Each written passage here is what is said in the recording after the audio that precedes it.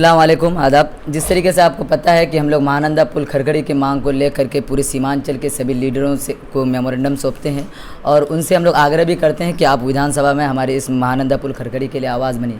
तो ऐसे में आज हम यहाँ जनाब अख्तरुल ईमान साहब के पास पहुँचे हैं, जो अभी बिहार सदर MIM के हैं और अमूर के विधायक भी हैं। तो सर, आपका बहुत बहुत स्वागत है हमारे साथ।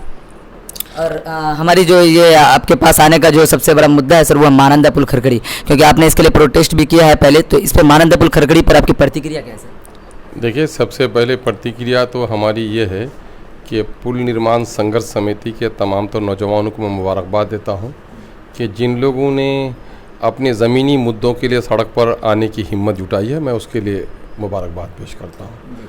और जहाँ तक मामला है कि वहाँ के पुल के बारे में मेरा क्या रिएक्शन होगा, आपको मालूम होना चाहिए कि सीमांचल पुल निर्माण संघर्ष समिति का गठन करा करके हम खुद वहाँ पर धरना में बैठे। अगर आप लोग मुझे बुलाते तो मैं उस दिन भी आता। मामला ये है कि वो लड़ाई आपकी नहीं है, आप लोगों ने पहल किया है। मेरी तरफ से सदाबार मुबारकबाद आप लोगों को कि आप लोगों ने एक बड़ा अच्छा काम किया है। बल्कि ज़रूरत इस बात की है कि सिर्फ खरखड़ी घाट या खारूदो घाट या छतरगाछ में ही पुल के निर्माण की बात नहीं, बल्कि सीमांचल में जितनी घनी नदियाँ हैं, पूरे बिहार में इतनी घनी नदियाँ नहीं हैं। सीमांचल के पिछड़ेपन, यहाँ के निरक्षरता, नाखानदगी और गुर्बत व अफलास की जो एक बड़ी वजह है वो घनी नदियाँ और पुल से महरूम नदियाँ, हर साल कटाव करने वाली नदियाँ, हमारी ज़री ज़मीन को जो कृषि भूमि है उसके कटाव करने वाली नदियाँ। पुल के निर्माण से सिर्फ यातायात की आसानी ही नहीं होती है, पुल के निर्माण होने से नदियों के बहाव को भी कंट्रोल किया जाता है। नदियाँ जो इस वक्त डांस कर रही हैं हमारे यहाँ, कोबरा डांस कर रही हैं, तो वो भी कंट्रोल होंगी। जहाँ जहाँ पुल बने हुए हैं आप देख रहे हैं कि वहाँ पर नदियाँ काबू में हैं।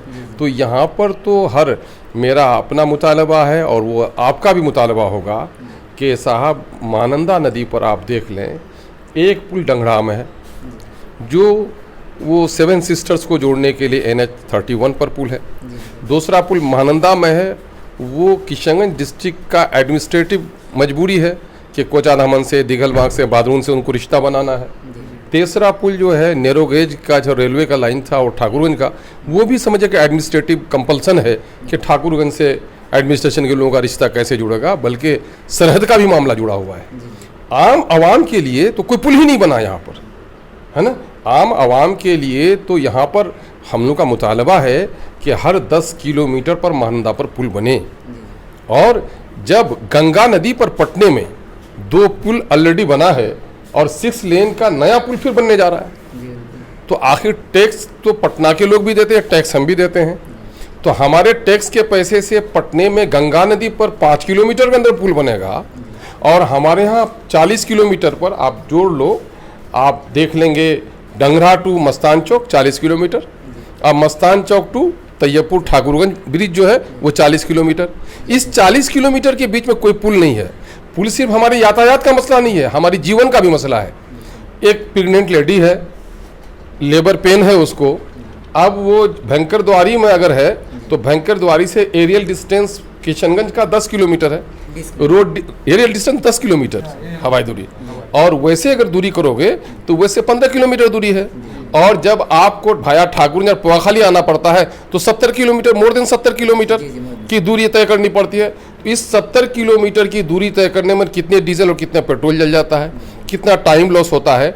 और इस 70 किलोमीटर की दूरी तय करने में हमारे कितने ऐसे बीमार हैं जो आधे घंटे में हॉस्पिटल पहुंच सकते थे, 3 घंटे में रास्ते में दम तोड़ देते हैं। हमारी बेटियां स्कूल नहीं जा रही, स्कूल बने बच्चियां पढ़ाओ बेटी पढ़ाओ, तो कहाँ से जाएंगी? आप पूरे इसमें एक डिग्री कॉलेज की बात करते हैं, आज ब्लॉक लेवल पर बच्चियों के लिए कोई अच्छा कॉलेज नहीं बन सका, बच्चियां कैसे पढ़ने जाएंगी? कारोबार का मामला है कि हमारा किसान जब किसी फसल को पैदा करता है तो दूर होने के नतीजे में मंडी पहुंचने में उसको 100 रुपये प्रति क्विंटल एक्स्ट्रा भाड़ा लगता है। और जब वो शहर से कोई सामान फर्टिलाइजर खरीद के लाता है और पार्चून वो क्या कहते हैं इसका सामान, अपना किराने का सामान खरीद के लाता है, तो 100 रुपये एक्स्ट्रा प्रति क्विंटल उसको वहाँ भी जुर्माना देना पड़ रहा है। तीसरा मसला आप ये देखेंगे कि नदियाँ नहीं हैं, क्या कहते हैं पुल नहीं बनाया, नदियाँ हैं। तो पुल बनाना तो सरकार का काम था जिसको हमने टैक्स का पैसा दिया। अब अगर पुल नहीं बना पाए हैं तो पीपा पुल बनना चाहिए हमारे यहाँ, ताकि कम से कम साल के 6 महीने में हम पार उतर जाए। गंगा में पीपा पुल बना सकते हैं, आप महानंदा में क्यों नहीं बना सकते? तो पीपा पुल भी आप नहीं बनाते। और दूसरी तरफ ये है कि आपको फ्री बंगाल में है, मैं भी गया था बंगाल में अलीगढ़ की साख देखने के लिए, तो वहाँ अलीगढ़ 2 हिस्सों में है, तो वहाँ मैं गया तो कश्ती पर, तो कश्ती सरकारी तौर पर, लोगों से कोई पैसा नहीं लिया जा रहा है। अंग्रेजों के ज़माने में था कि बेजा महसूल वसूला जा रहा था, तो आज़ाद भारत में जब हम टैक्स देते हैं और टैक्स से गवर्नमेंट डेवलपमेंट का दूसरा काम कर रही है, तो फिर कश्तियों में पार होने के लिए हम महसूल क्यों दें? तो आप ये देखेंगे कि दोहरा टैक्स, हमारे लोगों को रोजगार यहाँ नहीं मिलता। हमारा 70% 80% नौजवान दिल्ली और पंजाब से कमा के लाता है, वो अपने परिवार के लिए नहीं जाता सिर्फ, बल्कि बिहार सरकार को भी अपने गाढ़ी कमाई का एक बड़ा हिस्सा टैक्स के रूप में अदा करता है ना। तो उनके बच्चों को स्कूल भी नहीं मिल पाता, उनके बीमार माँ बहन बेटी को हॉस्पिटल भी नहीं मिल पाता, और हद तो यह है कि मजबूरी के लिए रास्ता भी नहीं बन पाता। तो 2 बुनियादी लड़ाई लड़ने की ज़रूरत है, वो ये है कि हमारे तमाम तर नदियों पर, छोटी छोटी नदियों पर 5 किलोमीटर पर और बड़ी नदियों पर हमारे हर 10 किलोमीटर पर 100 करोड़ में क्यों नहीं बनेगा? पटने में 800 करोड़ से म्यूजियम बनाया गया है ना, तो वो 800 करोड़ अगर हमारे यहाँ दे दिया जाता तो हमारा 8 पुल 100 करोड़ से ज्यादा पुल नहीं लगेगा महानंदा में, तो हमारे 8 पुल बन जाते तो हमारी तकदीर बदल जाती। कम से कम 100 करोड़ लेकर के पटने में आंखों को सेकने के लिए वहां पर फूल की क्यारियां और गार्डन सजाए गए, और हम बिलक बिलक कर यहाँ मर रहे हैं, हमारे लिए वो पुल नहीं बनाया जा रहा है। तो जब सरकारें जब आवारा हो जाएं तो जनता को सड़कों पर आना चाहिए। आप लोग सड़कों पर आए हैं तो आवारा सरकार को सबक पढ़ाने के लिए, सबक सिखाने के लिए, अपने मुतालबात मनवाने के लिए काम करना पड़ेगा। लेकिन एक बात अजीज़ों, मैं एक बात कह देता हूँ, मुझे कहने का हक भी है शायद, कि किसको ये फिक्र है कि कारवां का क्या हुआ। हर कोई लड़ रहा है कि सरदार कौन है। लड़ाई सरदारी की लड़ोगे तो अपनी जमात को बर्बाद कर दोगे, और जमात की लड़ाई लड़ोगे तो जमात बाकी रहेगी तो सरदारी भी बाकी रहेगी। हमारे यहाँ पिछले दिनों से भी ये देख रहे हैं कि आलू, टमाटर और सेब गोल शेप होता है उनका, लेकिन हर कुछ अलग अलग होता है ना। तो लोग टमाटर और सेब में फ़र्क महसूस नहीं करते हैं। जिन लोगों ने जहर दिया है उनसे दवा की तलाश करते हैं लोग, है ना। जाहिर है कि जो लोग बरसरे इख्तदार हैं, सत्ता के दलालों की जिम्मेदारी है कि सत्ता के दलाल सरकार को जाके मजबूर करें। जो लोग सत्ता की दलाली करते हैं वही आकर यहाँ चाटुकारी भी करते हैं। उनका सरकार गलत फैसले लेती है, सरकार को कुछ भी नहीं कह पाते, जनता के सामने में कहते हैं कि हम आपके साथ हैं। तो मुंह में राम राम बगल में छुरी, ऐसे लोगों से बचने का भी काम करो। सीमांचल का जो नुकसान अब तक हुआ है ये बात जान लो। कश्ती गर्क होती है मल्लाह की नादानी से, नदी की तुग़यानी से, लेकिन कभी कभी मुसाफिरों के ज़रा सलीक़े से नहीं बैठने से भी कश्ती गर्क होती है ना। गाड़ी का हादसा मुसाफिरों के नहीं, ड्राइवरों के ऐसे अक्सर होता है ना। बावजू बैठ जाओ गाड़ी पर और नशे में हो ड्राइवर तो गाड़ी कहीं ना कहीं टकरा जाती है। तो हमको ऐसे लोगों से, जो लोग सत्ता की दलाली करते हैं और इलाके के मसाइल पर तवज्जो नहीं देते, मैं मुबारकबाद देना चाहता हूँ। आज भी अलीगढ़ की ज़मीन की फराहमी की तहरीक के लिए किशनगंज साख के जो अवामी तहरीक उठी थी और सारे पार्टी के लोगों ने झंडे समेट कर, मौलाना असराउल्लाह कासमी साहब को अल्लाह गरीक़ रहमत करे, कांग्रेस में थे, झंडा समेटा, मैं राजद में था, मैंने झंडा समेटा, और जो लड़ाई हम लोगों ने लड़ी अल्हम्दुलिल्लाह। तो आपको हाथों हाथ, मैं समझता हूँ कि सन 1947 के बाद से लेकर इस वक्त तक कोई तारीख ऐसी नहीं है कि सीमांचल में कोई तहरीक उठी हो और हाथों हाथ उसका फैसला हो गया हो। ज़मीन के लिए लड़े थे 3 साल तक, मौलाना लड़ रहे थे पार्लियामेंट में, मैं असम्बली में और अपने रफ़्का के साथ, लेकिन हमको कामयाबी नहीं मिल पाई। जब अवामी तहरीक उठी तो 3 महीने से कम की मुद्दत में मसला का हल हो गया। तो मैं समझता हूँ कि अगर इसी तरह से झंडे समेट कर और अपनी आना को, है ना कुछ तकलीफ तो किसी न किसी को होगी। एक माँ के पेट में पलने वाले चारों भाइयों में भी इख्तलाफ है, तो हमारे दरमियान में कुछ इख्तलाफात हो सकते हैं, कुछ सियासी पॉलिटिकल एजेंडे अलग अलग हो सकते हैं, लेकिन ये कॉमन एजेंडा है हमारा। पुल सबकी ज़रूरत है, तो पुल सबकी ज़रूरत है यहाँ पर, तो मुत्तहिद होकर ये लड़ाई लड़नी चाहिए। आप लोग ये लड़ाई कर रहे हैं तो मैं समझता हूँ कि अच्छी लड़ाई है, दिल की गहराइयों से। और मैं इस बार भी असम्बली में मैंने यहाँ की नदियों के पुल के ताल्लुक़ से बात उठाई है, आइंदा भी इंशाअल्लाह मैं उठाऊँगा। और जिस फोरम पर भी हो, हम लोग इस लड़ाई को लड़ने का चूँकि शुरुआत किया है हम लोगों ने, और आप लोग इसमें आकर इस कड़ी को और मजबूत कर रहे हैं, तो मुबारकबाद देते हैं। और लड़ाई हम समझते हैं कि हमारी लड़ाई कामयाबी की तरफ है, चूँकि कतरा कतरा दरिया बनता है और जो तहरीकें छोटी बड़ी उठती हैं तो ये बड़ी तहरीक होगी हमारी। सर, इस मुद्दे में सबसे पहले पुल निर्माण संघर्ष कमेटी और सकारात्मक बिहार ने पहल की है, तो उन लोगों का एक डिमांड है कि आप लोग ऑल इंडिया मजलिस इत्तेहादुल मुस्लिमीन के लोग क्योंकि विधानसभा में जाते हैं तो यहाँ के लिए आवाज़ बने, खास करके महानंदा पुल खरखड़ी के लिए, क्योंकि इस क्षेत्र को हमेशा नामहरूमी का शिकार किया गया सर। इसलिए हमारी टीम आपका शुक्रगुजार रहेगी अगर हमारा इस मुद्दा को आप विधानसभा में उठाते हैं। तो आप, मैं ठीक है, शुक्रिया अदा कीजिएगा ज़रूर। और लेकिन इससे पहले अगर मेरे पास्ट के पार्लियामेंट असेंबली के स्पीचेस को देख लेंगे बहस में हिस्से लेते हुए, तो शायद आपके दिल को तस्कीन होगी कि जिन मुद्दों को उठाने की आप हमें दावत दे रहे हैं उन मुद्दों पर मैं बहुत ज़ोरदार आवाज़ में, हाँ, मुझको और तवानाई मिलेगी, क्योंकि ज़मीनी तौर पर नौजवान रीढ़ की हड्डी के मानिंद है, और जब रीढ़ की हड्डी में तवानाई आ जाए तो इंसान मजबूत हो जाता है। तो आप लोग जब उठे हैं तो मैं और मजबूती से इंशाअल्लाह वहाँ रखूँगा और कोशिश करूँगा कि देखिए, एक बात मैं कहता हूँ, इस वक्त असेंबली और पार्लियामेंट की मर्यादाएं चकनाचूर हो गई हैं। हमें लड़ाई तो सड़क पर लड़नी पड़ेगी, बिल्कुल, है ना? बात तो हम वहाँ भी करेंगे, है ना? सुल्तान जाहिर के सामने में हक बात पेश करना अफजल जिहाद है। बात तो वहाँ हम भी रखेंगे, लेकिन जब बात वहाँ नहीं मानी जाए तो सड़क पर अपनी बात मनवा के छोड़ेंगे। इस जज्बे के साथ काम कीजिए, हम कदम कदम पार। सर, इसमें सकारात्मक बिहार नदी कटान और पुल के मांग को लेकर हमारे साथ है, उनका भी कुछ सवाल है, जायज़ सवाल, उनसे भी आप अपने बेबाक बोल के लिए जाने जाते हैं और ये हम लोग जानते भी हैं और हम लोगों ने देखा भी है बहुत पहले से, क्योंकि इस हम भी कोचा दामन से ताल्लुक़ रखते हैं, लेकिन वहाँ क्योंकि आप पहले से आवाज़ उठाए थे और अच्छा भी लगा था, और क्योंकि हालात बहुत भी मजबूरी वाला भी है वहाँ पे, मैं ये कह रहा हूँ कि अभी फिल वक्त पे आप हम लोगों को कैसे सपोर्ट करेंगे, मैं ये जानना चाहता हूँ आपसे। देखिए, आप लोग पहले तो ये तय कीजिए, चूँकि खुद आप संघर्ष समिति बनाए हुए हैं, तो आप संघर्ष के कौन से रास्ते तय किए हैं, वहाँ हमसे क्या मदद चाहते हैं, मैं वहाँ के लिए तैयार हूँ। जहाँ तक मामला हमसे मदद की बात है, तो जो हमारा डेमोक्रेटिक फॉर्म है, जो हमारा प्रजातांत्रिक लोकतांत्रिक सिस्टम है, उसमें लड़ाई करने के जो तरीके हैं, वैसे एमएलए असेंबली में बात उठाना, आम जनों के साथ सड़क पर बैठना, कंसर्निंग डिपार्टमेंट से मुतालबात करना, है ना, ये सारे तरीके हमारे आवाम को बेदार करना।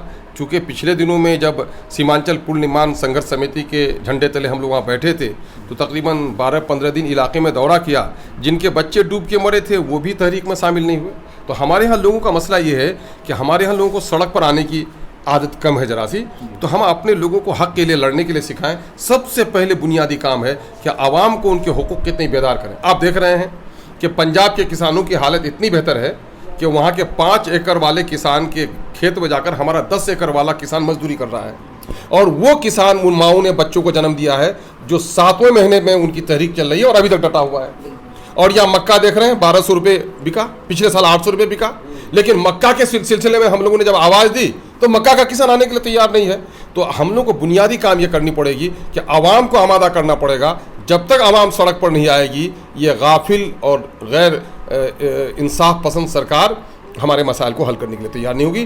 बुनियादी तौर पर ज़मीन तैयार करना, और ऊपर जहाँ तक जाना पड़ेगा हम लोग हैं असेंबली में मिलेंगे। एक चीज़ और पूछना चाह रहे थे कि अगर एक ऐसा बैनर बने जो नॉन पॉलिटिकल हो, और आप लोग, क्योंकि देखिए वो आप ही लोग कर सकते हैं, क्योंकि मुझे एएमयू की तहरीक मैंने बहुत नज़दीक से आप लोगों को देखा है, तो क्या आप लोग एक साथ मुत्तहिद होने के लिए तैयार हैं इस तहरीक के? देखो, इंसानी समझ का ये हिस्सा है, एक बात जान लो, जब बच्चा डूब के मरे तो उसका मजहब मत पूछो, जब घर में आग लगे तो अपनी तस्वीर छपवाने के लिए नहीं, आग को बुझाने के लिए। यकीनन है कि सीमांचल की मिट्टी से जिसको मोहब्बत है वो अपने झंडे को समेटकर सीमांचल की लड़ाई लड़ेगा, और अख्तुल ईमान को पूछने की ज़रूरत नहीं, अख्तुल ईमान ये सबूत पहले दे चुका है।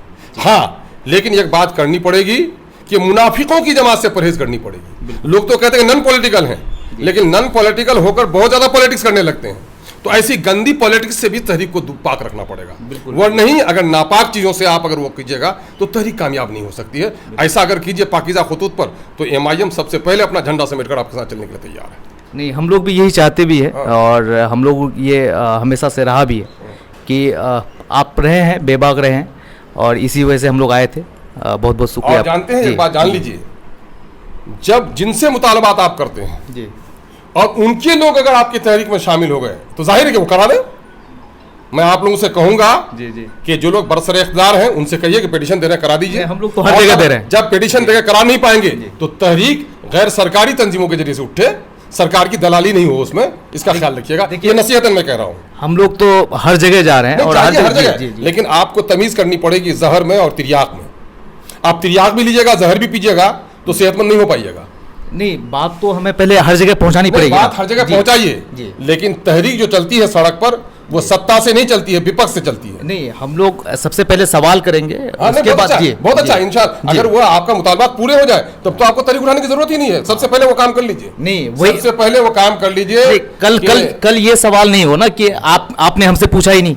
मैं तो ये चाहता हूँ, मशवरा दे रहा हूँ, सबसे पहले ये काम कर लीजिए। बल्कि मुझको कहिए तो मैं भी चलूंगा कि जो लोग बरसरे इख्तियार हैं वो हमारा काम कर दें, तो और बरसरे इख्तियार अगर काम न कर पाए तो यहाँ पर फिर अवाम के दरमियान में दलाली नहीं, बिल्कुल बिल्कुल काम कराएं। नहीं काम कराएं तो सड़क पर आवाम बैठेगी। नहीं, आप भी देखे हैं और ये चीज देखे भी है कि हम लोग भी शुरू से भी ये चीज करते आए हैं कि जो चीज न्यूट्रल है उसके लिए हम लोग हमेशा बेबाकी के साथ आवाज उठाएं, चाहे वो जो भी हो। अगर आपसे भी कुछ गलत हुआ है तो हम आपके भी खिलाफ आवाज उठाएंगे। आईना बनना चाहिए, ठीक है, आईना बनना चाहिए, यकीनन आईना बनना चाहिए। अगर किसी और ने भी अगर गलत किया है तो उसके खिलाफ हम लोग आवाज बढ़ाएंगे इंशाल्लाह। बिल्कुल वो होना चाहिए, बिल्कुल। ये इसके लिए तो इसके लिए हमारी पूरी टीम शुक्र सर। एक मिनट, वो अलीगढ़ की तहरीक है, मैंने कहा तुम्हारे खिलाफ तहरीक में बैठा हूँ, धरने में बैठा हूँ, तुम आके तस्वीर छपवाता है क्यों जी? इसके लिए हमारी पूरी पुल निर्माण संघर्ष कमेटी जनाब अख्तुल ईमान साहब का स्वागत करती है। और क्योंकि उन्होंने पहले ही कह दिया जहाँ घर जलती है वहाँ तस्वीर छपवाने के लिए नहीं बल्कि घर के आग को बुझाने के लिए। तो सर हमारी टीम आपसे बहुत ज़्यादा उम्मीद रखती है और आपको इसमें इस उम्मीद के साथ खड़ा होता है। मैं आप लोगों से बहुत उम्मीद रखता हूँ। मुझे अपने से ज़्यादा एतमाद यहाँ के नौजवानों पर है, जो लोग बग़ैर किसी सियासी मने अपने मुतालबात के, बग़ैर किसी सियासी मुफाद के आवाम के मसाइल के लिए लड़ें। ऐसे सालेह मिजाज की जमात जब लड़ने के लिए तैयार होगी तो इंशाअल्लाह दुनिया की कोई ताकत उसको कामयाब होने से नहीं रोक सकती है। बिल्कुल, आपने अपना कीमती वक्त दिया सर, इसके लिए बहुत बहुत शुक्रिया। चलिए, आपकी ज़रा नवाजी, आप चलकर मेरे पास आए, मुझे इस लायक समझा, मैं आप लोगों की कदरदानी करता हूँ, बहुत शुक्रिया अदा करता हूँ।